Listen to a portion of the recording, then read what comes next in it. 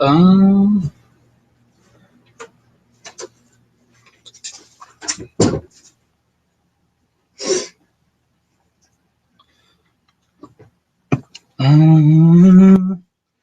Are we live? I think so. Yeah, but it doesn't like show you like a. Oh. Yeah, but it's. I'm saying it isn't showing the webcam. You see what I'm saying? Oh, okay, that's it. I clicked all this stuff, but okay.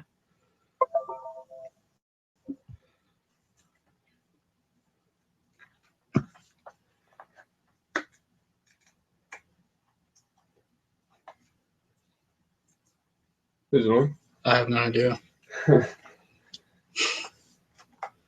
Yeah, we definitely should have experimented with this before.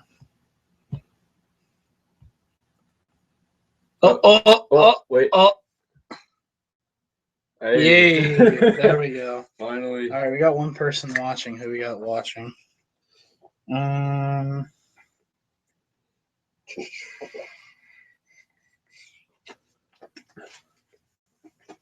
right, we got one person watching.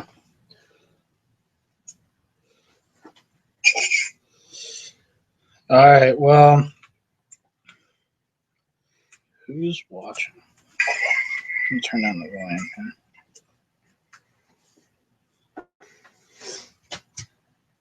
All right, well, whoever's watching, feel free to start off with the questions. We have two. Well, I'm watching because I have my little phone thing. Where's the live chat? It doesn't have the live chat.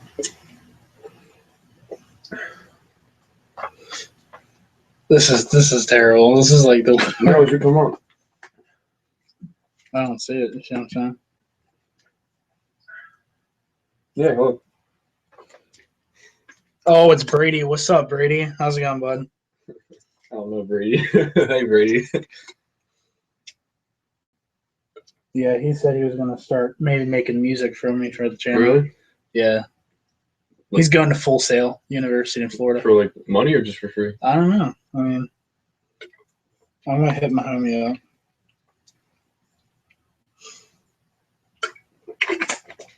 All right. Well, I guess we're doing the questions on your phone because I'm not getting one. My phone's awesome.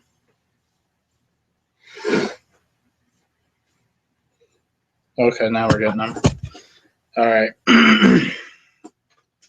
Well, I don't know. Like, I don't want to wait till we get more people watching, but.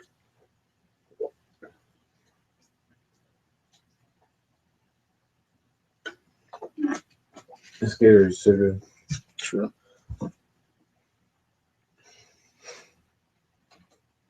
All right, Brady with the first question. What's your favorite lure to use at a small lake? Why don't you start with that one? I'm gonna go by like 12 feet max. I would probably have to either use like a 1/4 ounce swim jig or shaky head or drop shot. Definitely for a small lake, I'd probably have to say a rattle trap or a spinnerbait.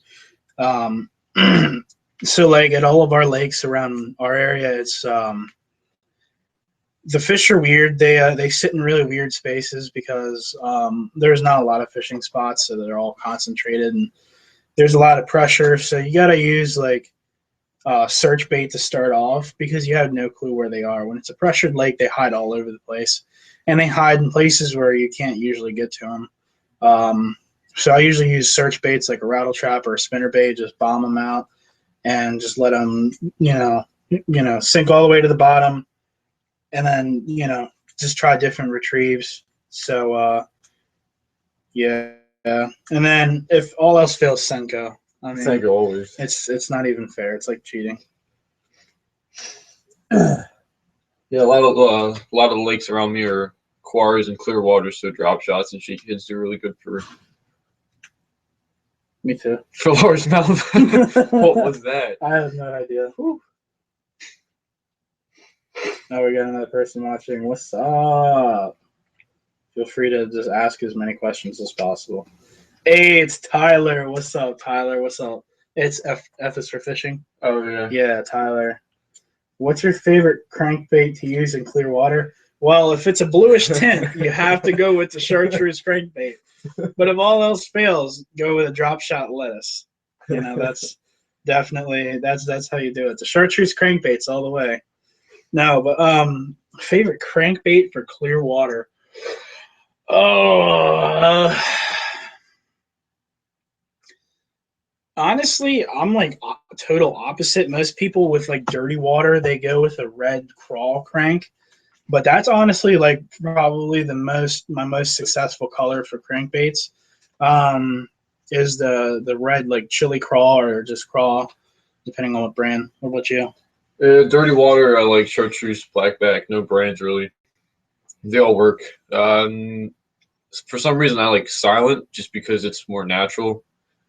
And if I'm fishing clear water, I like more of a natural color, like a bluegill or a perch crankbait. It doesn't really anything that matches it. Silver with the blackback works pretty decent too. Rattle traps work pretty decent. Yeah, it really just depends on like the water clarity, like you said for clear water. Um, but honestly, the big thing when you're fishing clear water is to know what the hatch is or like what the forage is. So like if it's a bluegill lake, you're gonna want to use like a bluegill pattern crankbait, because with the clear water, the fish feed off of sight because they can see everything. If you're using a random color that's just totally out of the ordinary that they've never seen before, chances are they may or may not. It's like a 50-50 there. But if you use like say like a bluegill, if it's a bluegill lake, you're probably going to catch a lot of fish. Like the lake by my house, tons of yellow perch, anything fire tiger, yellow perch kind of deal. They smoke them like all day long. So it just depends on what kind of forage you have in that specific lake.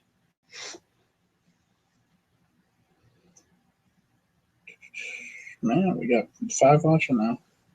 We had 6, and then that person left. Favorite sized hook? For Texas rigs or like? It just said favorite size hook. Yeah, we can just go by bait. I mean, Senkos, I would probably do 3/0 because it sinks a little bit more natural. If I'm flipping, I like 4/0. Drop shot 1. Yeah. 1/0 drop shot hook. Yeah, I mean, honestly, the hook that I use the most are drop shot 1/0 Gamakatsu drop shot hooks because they're pretty versatile. You can use them in a lot of stuff. You can obviously use them for drop shot fishing. But what I usually use it for would be wacky rig fishing. I use just a little 1/0 Gamakatsu hook, middle hook a Senko or anything like that, and I always have a lot of success with that. Second favorite would probably be like a 3/0 or 4/0 EWG Gamakatsu, just for anything Texas rig, flipping, anything really. That's those 2 hooks you can use for practically all applications. And you also got to think like the smaller the hook, the more action your bait's gonna have. Gonna be less weight and more of the bait to wiggle around. Well, and not only that, like if you're fishing a lake that has like bluegill, largemouth, smallmouth, it's all, you can't be using like a massive hook with a smallmouth or a bluegill because they're just not going to get the whole hook. So honestly, I try to get away with the smaller hook if I can, simply because there's and also you're going to catch a wider variety of size. Like if you're using like a massive meaty hook, you're only going to catch really big fish, and chances are that's probably slim unless you're in like Texas or Okeechobee or something like that. Yo, we had a whole bunch of people leave. Oh, you left. Okay, so that's one of the people. All right. All right. Well, I guess we can talk about what we've been doing. Day one, I got here. We didn't fish at all. We literally like got everything unpacked and went to bed. And day one, we spent a lot of time waiting in the creek. My knee got tore up. It's great. I fell about 1,000 times, and he kept losing his drop shot hook. He's like, "Go get the drop shot." So, that was fun, and but it was good because I got my first smallmouth. That was huge. That was such a relief. Oh my god, that was probably like the biggest sigh of relief I've ever, breathed. Yeah. Yeah, you were pretty happy, man. Yeah, I was smiling ear to ear. Like I don't know if he got it on camera because I was using the chesty, so it's kind of hard to see your face when you're using the chest cam. But I was really excited. I got it on a cinnamon wacky rigged Senko. I literally missed like a million bites before that, and I caught a flare. I caught a little Andrew flare before a little largemouth. But if you and I would have hooked up with every fish we missed yesterday, we probably would have caught like 200 fish. Yeah, I lost a 2-pounder, and they were nice fish, and I lost another like 1.75-pound smallmouth. But it was and we were using little 1-aught drop shot hooks, and they were still missing it. They just I don't know if the worm was too big, and they were just getting like one half of the worm and not the hook. It was frustrating. I mean, they were really finicky that day. I don't think that they were finicky because we could get right on them and just keep, they'd be biting and biting, but they just weren't like getting the whole entire. They just weren't eating it. Like it was frustrating for sure. I mean, I had to take a couple breaks to collect myself because it was so frustrating. You'd be sitting there, trying to reel one in, and you'd lose one after the other, and it was frustrating, but. We survived. We ended up catching. I got 2. You got what, 3 or 4? I got a lot when I went downstream. Yeah, well, you got a lot on the Parrots. You got a lot of Parrots. He got a lot of Parrots. I mean, they still fight hard even if they're 6 inches. The 6 inches fight like a foot-long largemouth anyways. They just dig so hard. They jump so high. Love catching these smallmouth in the creek, especially. I mean, if you go over to like Lake Erie, St. Lawrence, I fished all the St. Lawrence and all that kind of deep water fishing. They fight hard. Like there's a lot of big fish up there, but like they just don't fight as hard as these little creek smallmouth do. You catch 3-4 pounders in these creeks, they feel like 6-7 pound largemouth. Well, yeah, because they're used to fighting the creek the whole time. Their muscles are attuned to sitting in current and having to swim the entire time. So when they really need to swim, they can really swim, and they're pretty acrobatic too. I mean, even that little largemouth was flying out of the water. And you missed a good smallmouth when we first dropped in, and it went like 1.5 foot out of the water. I mean, it was nuts. It just shot right out of the water. It was crazy. But yeah, I couldn't believe how hard smallmouth fight. I mean, the thing was what, 8-10 inches maybe? Yeah, I'd give you 11, 12. 11, 12. Okay, well, still, I mean, my personal best is an 8-pound largemouth. And second biggest is a 6.5. Third biggest is a 6. And honestly, they don't fight the same. It's really different, like how they fight. The largemouth just, they just dig and dig and dig and try to find anything to get you hung up on. The smallmouth they just want to go all day long. They'll go left and right, get you stuck in a rock or on. It's just crazy. Or they'll jump out of the water and spit the hook. It's crazy how strong they are. I mean, it wasn't a big fish, but it fought hard, especially on the little fairy wand. That was fun fighting on a medium action 6.6. So it was crazy. It was an awesome experience, and I'm hoping to scratch off a couple more before we leave. Definitely will. Yeah. I want to get you like a 2.5. Yeah, I want you when it hits the water. It sounds like you threw a plate on the water. Mm-hmm. One of them sounds. And we saw a big one today. We actually saw a school of them. There's like 3 or 4 of them that were just like it was insane. I thought they were like carp or fall fish or something, and you're like, no, those are smallmouth. So they were big. I mean, like big. Yeah, and about 3 pounds. Yeah, that's good for a creek smallmouth. That'll fight like a 5-pounder all day. Definitely. Yeah, and we tried to get snakehead today. That was interesting. We were just trying to find snakehead in the creek, and we looked for, I don't know, what do you say, about maybe 45 minutes until we found our first one. And they were actually tucked under a tree, and I actually got a glimpse of my first snakehead. I don't know if I got it on camera or not because it was really far away, so it's kind of hard to see. But it's a freaky looking fish, man. They're fun to catch, though. They're mean looking. They're nasty looking. But and it shot under a tree, and he pulled a parrot and got up on the tree and was dropping straight down. And we couldn't. Yeah, it didn't work. Same thing for parrot. It didn't work. But yeah. So, but it was fun day though. We ended the day. We were in the creek most of the day. We came home and chilled out because it was like 1,000,000 degrees outside, and we came home, chilled out for a little while, and then we went and did some pond bassing. That was fun. He caught a puncheon and a jig fish, right? Yep. And then I got a jig fish, and we missed a lot of frogfish in the creek today. Yeah, we did. I did, especially. Yeah. One might have been a little 16-inch snakehead where you came up and hit it like that. Yeah, that thing got knocked out of the water. That was nuts. But yeah. So I mean, it was a rough day today. I mean, we same thing. That just fish weren't just taking it the whole way. It's been the story of the whole trip. The fish are just not taking it right. I mean, yeah, you hooked into the same fish twice with a jig. Yeah, and I still didn't get the hooks in his still mouth. didn't get the hooks. But then again, you had your camera on the other hand, so I still did. I mean, I'll give you that. I didn't get it real down to him. I just kind of clocked it right there. Yeah, but it was. What's the plan for tomorrow? Well, you said you want to do some yakking, right? Yeah. So we'll probably do kayaking at a lake by his house. What, deep cranking? Yeah, 20 some feet of water. Oh boy, It's fun. It's a lot of fun. Deep cranking is not my specialty. It's a lot of fun. Definitely like shallow water. Got another comment. I just don't see where it is. Yeah, see, I told you. Tyler said he got a 10-pound snakehead in the Delaware. Oh, really? Yeah, the Delaware's really good for snakehead. I'm pretty sure they school up there, and you can catch big ones.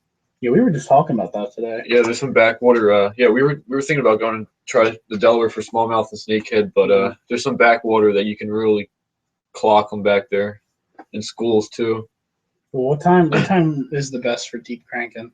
Midday, because in the mornings they'll go to like. Well, do you want to try like the Delaware tomorrow morning? Wake up early and then do deep cranking at noon. Yeah. Oh, we can do that. Well, there you go. You get a 2-in-1. I gotta clear out SD space though, because I'm like completely out. So, but anyways, that'll be fun. I've never fished the Delaware, so that'll be interesting. It's always interesting to fish new spots. It's tough. If he catches 3-pounder out of there, say it's a big fish for the Delaware. But there are some quality largemouth and smallmouth in there. They're just scattered around. It's more of a striper fishery. I've caught a lot of striper. I've caught 100 striper out of the Delaware in my lifetime. Is that where that video was? What video? Your 5K video? Yeah. In the Delaware? Yep. Yeah. There you go. That was on a spook, wasn't it? Yeah, the topwater spook. And that's not even the season to get them. Spring and fall.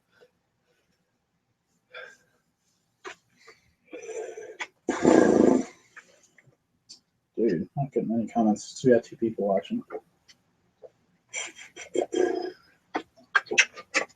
How long have we been going for? Going for 20 minutes almost. Really? Yeah. I really don't know what else to say about the last couple of days. I mean, it's just been the same story everywhere we've went. It's just the fish not eating it right. But I don't know. You say it's because they're finicky around here. But smallmouth like the colder waters. I don't know if that affects it at all. But like, I mean, I haven't really had that much trouble hooking in the fish. It's just been them wanting to bite it. When they bite it, they usually get it. When it comes to smallmouth bass, they're pretty aggressive fish. Mm-hmm. And the water, yesterday, the water was really nice. I mean, if you were standing on the bank, you were just cooking, but as soon as you got in the water, you felt fantastic. Today's a different story. We were in the water and we were still sweating. It was hot today. It was not the fun kind of hot either. It was just hot. Did Tyler tell you what he caught a snakehead on? I don't know. Is Tyler still watching? Tyler, if you're still watching, Zach wants to know what you caught your snakehead on. Yeah, I fish a lot of snakeheads in the creek right behind my house, and they do good with jigs when they're spawning. They spawn a couple times a year, so you can really bed fish for them.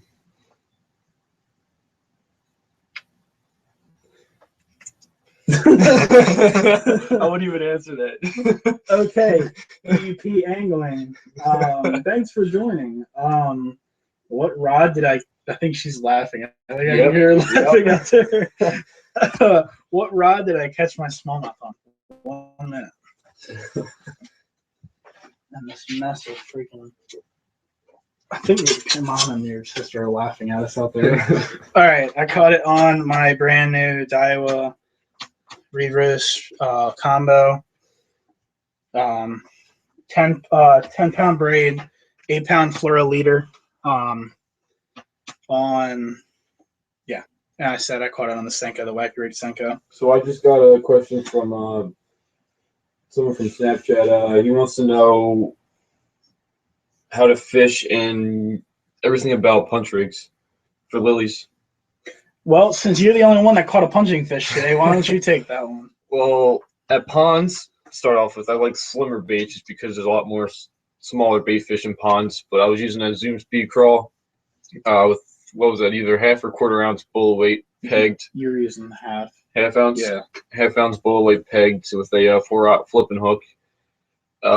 Lakes, I would go with either some kind of beaver, and even if it's a big lake, I would put a skirt at the top. You want to get away with the smallest ounce you can, because it just shows the fish the bait a little bit longer in the water. Yeah. It kind of like, I don't know. I get what you're saying. But I get what you're saying, but it's like the presentation is smaller. It's not like it matches the hatch. So like if you have like bluegill that are this big, you're gonna want a presentation that's this big. You're not gonna want a presentation that's usually like lakes have bigger. You match the hatch, match the size of the fish. And by the way, Tyler said he caught his 10-pounder on a live minnow and a smaller one on a spinner. Well, yeah, I've seen him being caught on spinners before. Punching too. What you want to do is when you have you're either standing on a bank or a boat, you just want to flip it real high, higher than normal when you pitch it, so it hits through the pads and gets into the water. Yeah, you want to use that, like you said, the smallest you can get away with, but enough to where it's going to give you good momentum on the way down. So it's not like you're flipping and pitching, on like a bed. You're gonna, like you said, you're going to want to get as much arc on it as you can, so that when it comes down, it builds a lot of momentum and enough momentum to get through the pads, and that's why you use the bullet weight to just punch right through. So and the way you work it, it gets you want it to fall free as possible. So whatever legs you have, they work as they should, and you basically, all you do is just pick it up and drop it, just like stick it, just stroke it. And sometimes I like to bring it to the top of the pad and just shake it, because the bass will come up and just blow up on it. You only need to do it like every flip.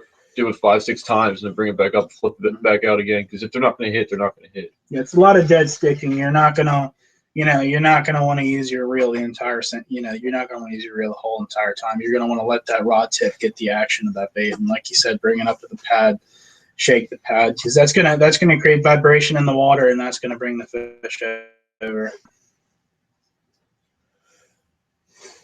Do you get anything on Instagram or anything? Someone's calling it from Snapchat.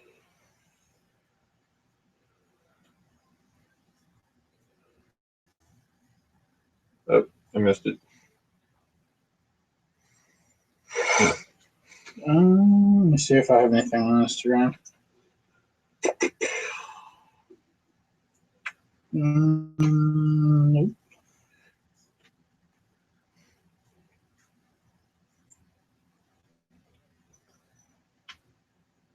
Oh wow! No, we just got a whole bunch. What's your comments? What's your favorite topwater frog from EP Angling? The one that works. Yeah, sure. White, black, brown. Personally, I like the Lunker Hunt frogs. Yeah, they're pretty good because they actually, instead of having the little skirted legs, they actually have like actual legs, um, just to give it that extra realistic look to it. So if you're in a pressured pond, um, obviously if the people know what they're doing there, they're going to be throwing frogs, so the fish are going to be seeing that, yeah, the frog with the skirt, more times than not. So use a little bit more realistic presentation, and that might get you another one or two fish that you wouldn't have gotten before. And anything else you got to say about that? Punching? No, frog. Frog. When you set the hook, just keep cranking the pencil. Don't stop reeling. Don't stop reeling. Okay, sweet. We've got a new person joining. What's up? Northern fishing. Any tips on how to catch a 15-pound bass?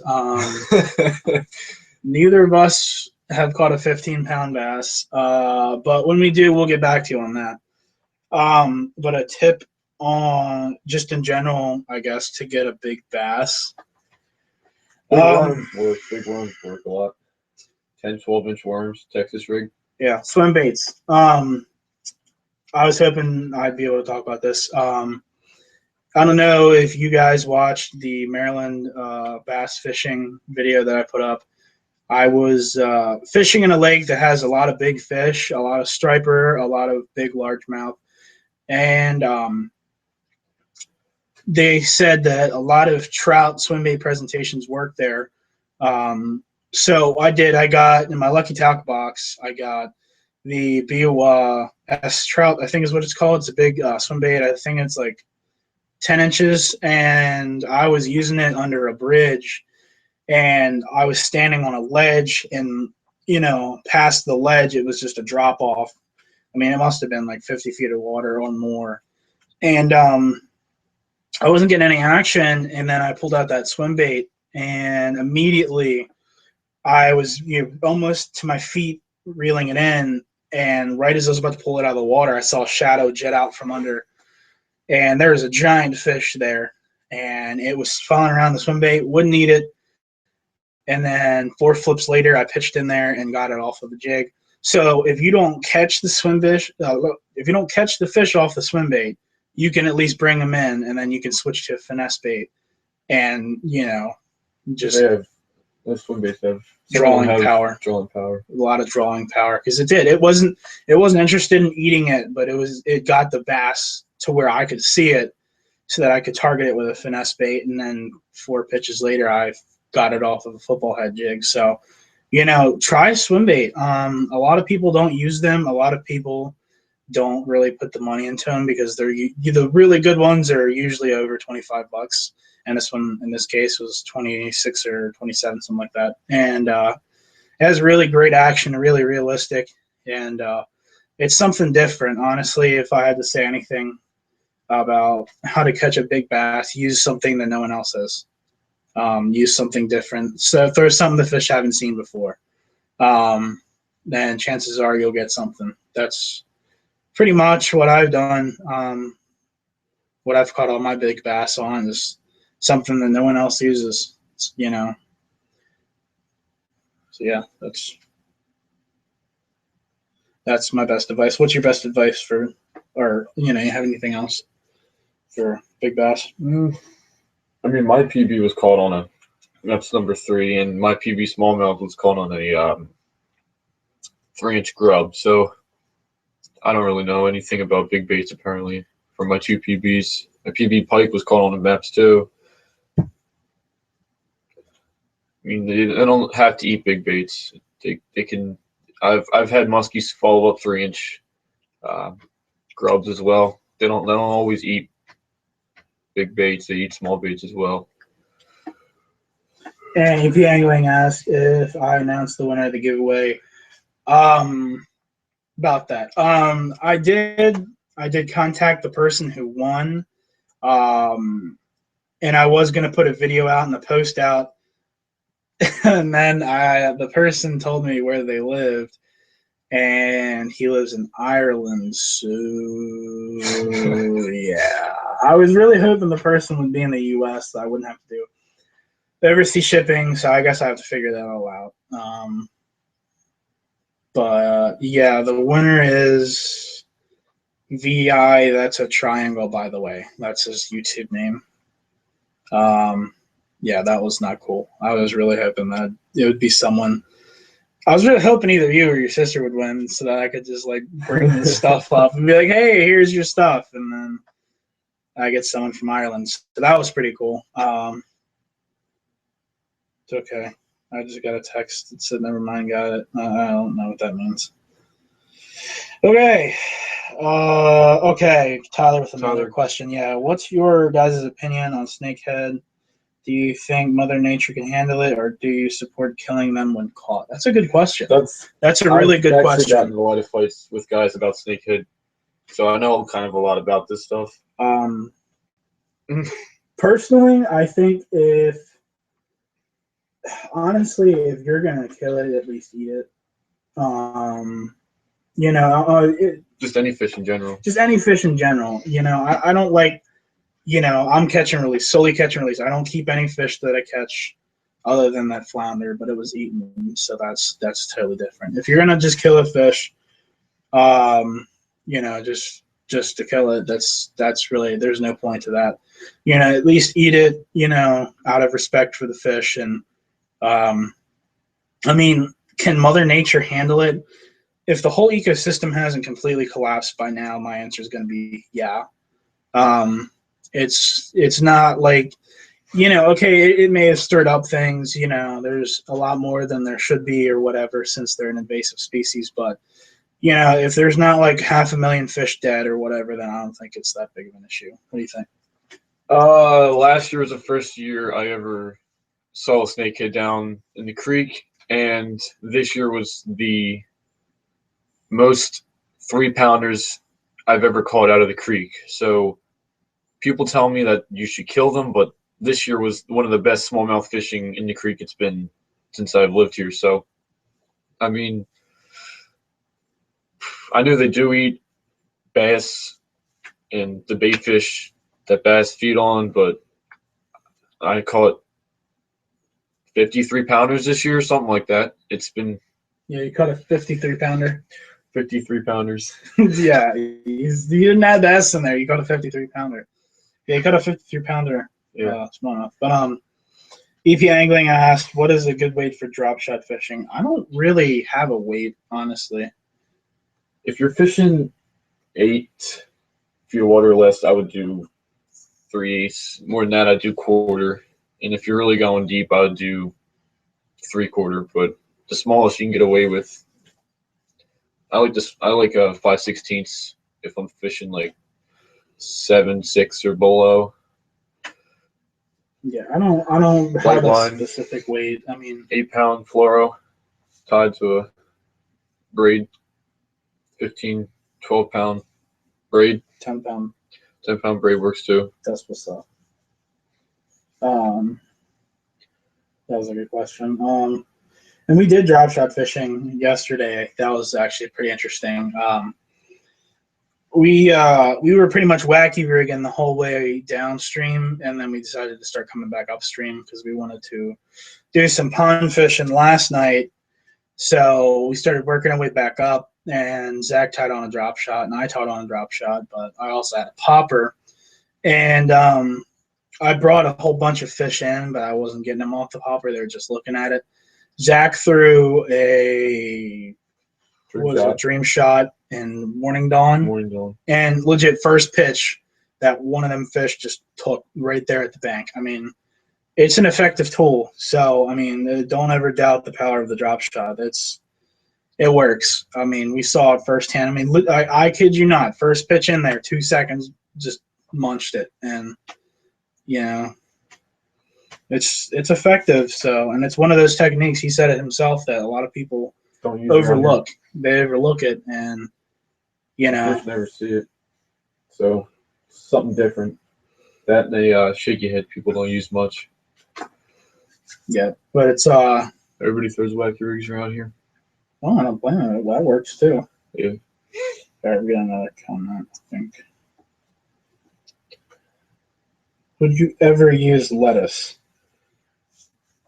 To eat? Yeah. To fish with? I guess to fish with. Well, if I had a larger nose and I talked like I had a sinus infection or serious congestion, then yeah, I'd be like, hey guys, I'm gonna be fishing with some lettuce here, and you'd be asking for life. But since I don't sound like that or have a ginormous nose, then I'm gonna say no. I mean, I could try it out. Yeah, we could try it out. Do a lettuce challenge. I mean, the bluegill will probably eat it. Bluegill eat everything, but or an Alex Parrot. Yeah, he'll eat that too. He'll eat it. Yeah. He'll come out of the water and be like, "Hey guys, welcome back to another episode. Welcome back to another exciting episode." Yeah, I wouldn't use lettuce. I don't know. It's weird. I still can't get over the fact that he caught one off of lettuce. That was a toad too. Yeah, it was. That was a big fish, and yeah, he definitely doesn't forget to let you know that he caught it on lettuce. I think he says it like 9 times, 11 times. Yeah. I think that's what one kid said. I was like, I think I lost count how many times he said I caught it on a piece of lettuce. And I think one kid counted and he said like 11. So, yeah, he was sure to, include that.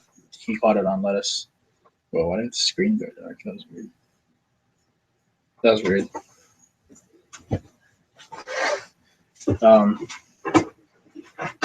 Oh, it's the power. Mine does that too. Okay.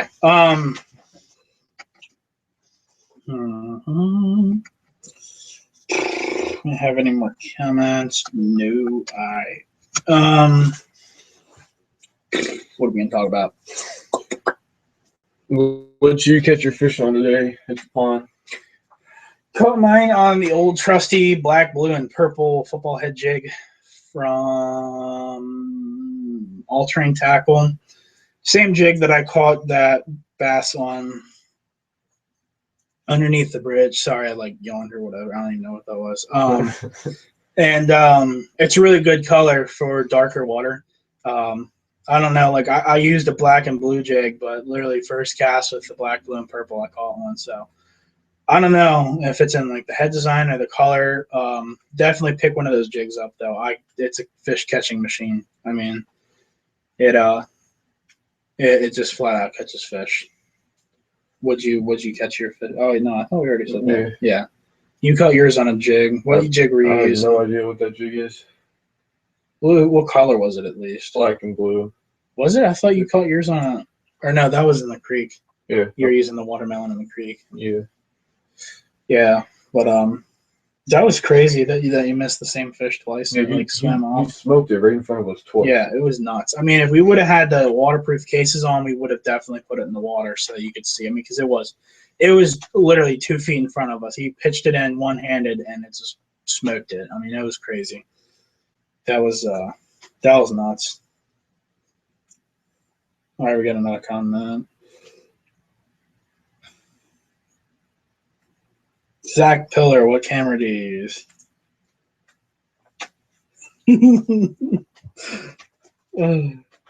It's a serious question. What camera do you use? The one that filmed me. Good one. No, we both use SJ4000s.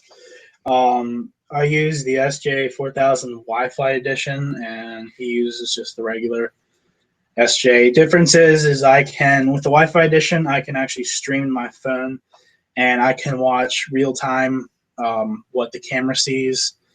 So if you set it up on like a bed, for example, in a fishing application, if you set it up on a bed and you wanted to like back off and wait for the fish to come back, you could use that feature and watch the camera and wait for the fish to come back and then sneak back up and flip in there.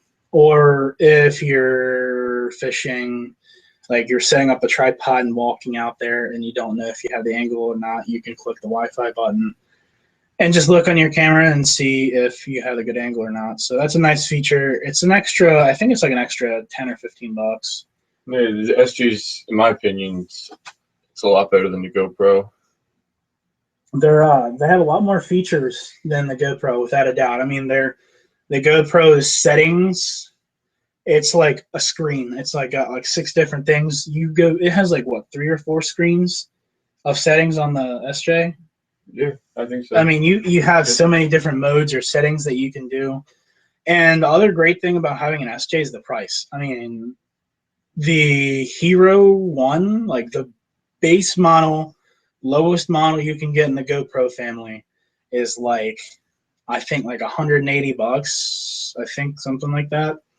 Whereas the SJ Wi-Fi edition's 80, and I think the regular is like 68, 70. So I mean, like, there's no comparison in the price. You can get, you know, 2 or 3 for the same price as one, and that's crazy. I mean, it, you know, definitely go with the SJ. If you're looking for a cheap camera to start off with, go with the SJ because it's so versatile and you can do so much with it, and it's definitely worth the $80. So he convinced me. I had a Hero before, and I was just like, you know, I have a GoPro or whatever, and I just had so many problems with it. The audio was trash. I mean, it was so many problems. Switched the SJ. I haven't had any problems since. I've been using ESG this whole entire time. Yeah, that's. All right, we got another question. Just gotta find it. Where is it? How long have we been going for? Going for almost an hour now. I should get off. All right, we'll answer like 1 or 2 more questions, and then it says there's another question, but it's not popping up. Well, let me refresh it again.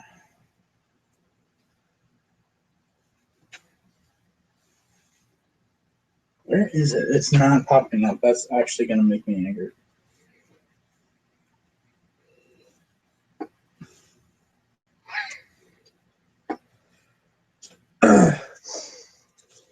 All right, we'll answer 1 more question, and then we're going to get off because we've been going for a while, and we need to get prepped for tomorrow.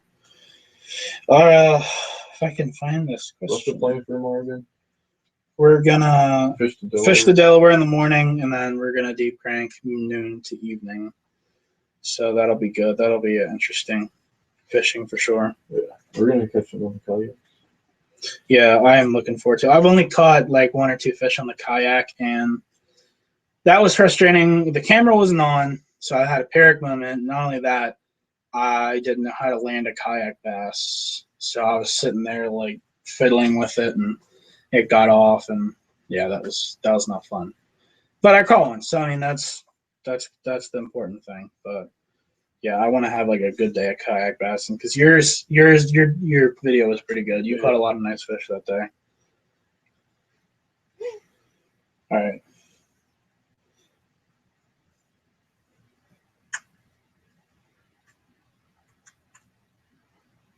Would you use the REC O-ring? What is that? I don't know.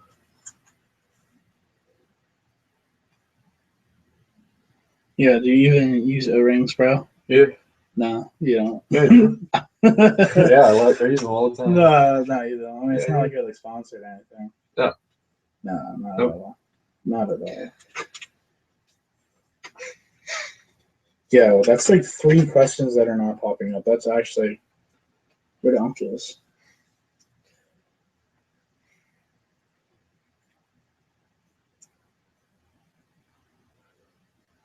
Do you see them?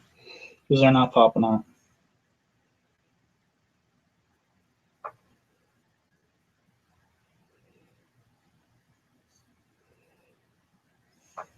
Or keep scrolling up. Scroll up.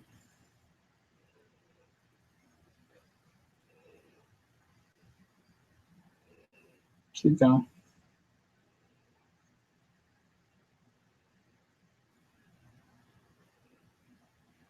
Favorite crankbait to use in clear water? Is that it? No, we answered that one. That was the first question from Brady. I